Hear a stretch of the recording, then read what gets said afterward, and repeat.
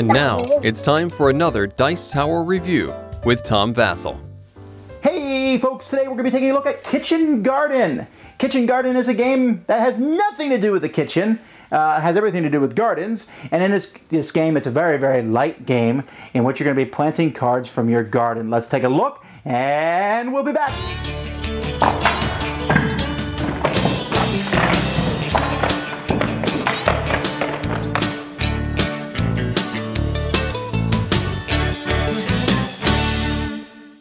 Okay, here's the layout of the game. Each player is going to put one of these cards face down in front of them, or face up in front of them. You can see here, this is my garden. I need 5 pumpkins, 4 beets, 6 cabbages, and 3 strawberries. Or I can flip it to the other side and go for 5 strawberries, 4 pumpkins, 6 beets, and 3 cabbages. So what I'm going to do on my turn, I have an action I can take, and then it passes to the next person. One thing you do is you can draw the top card from the deck and add it to your hand. Yippee! Or you can exchange a card from your hand with one that's face up there. Or you can play a card. Now when you play a card, this is pretty important, you play it on the correct side of your thing. So I can only put strawberries at the top of my card there. And if you notice, I need to have 5 strawberries, and it shows 2 cards, so it needs to be exactly 2 cards. So if I put a 2 down, I'm going to need a 3. There's a 1, 2, and 3 of each thing. For example, I can't put a 3 cabbage here on the side, because I need 3 cabbages and I need 2 cards. I got 3 cabbages but not 2 cards. So I would need to put a 1 and a 2 there.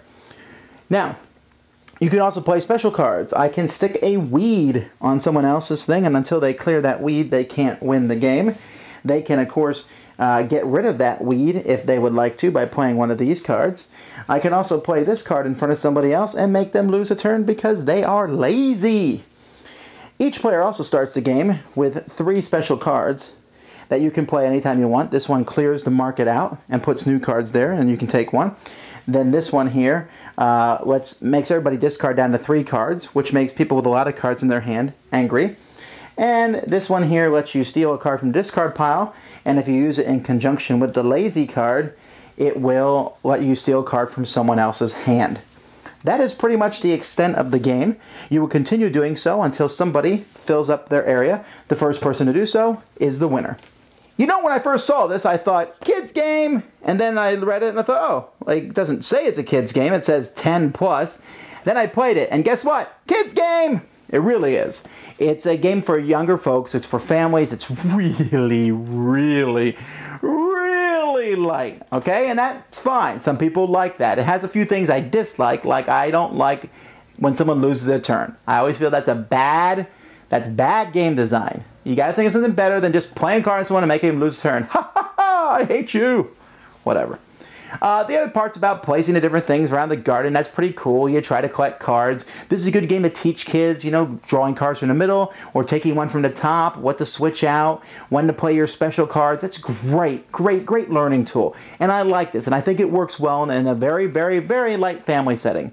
But there's really not much strategies, very few tactics. You're kind of just playing with what you get. Everyone fills up, and you'll watch almost every game you play. Almost everybody fills their gardens at exactly the same time, because you're kind of all doing the same thing. So, cute artwork, a fun little game, and one that I would recommend for kids. This 10 plus is crazy. 6 plus could play this.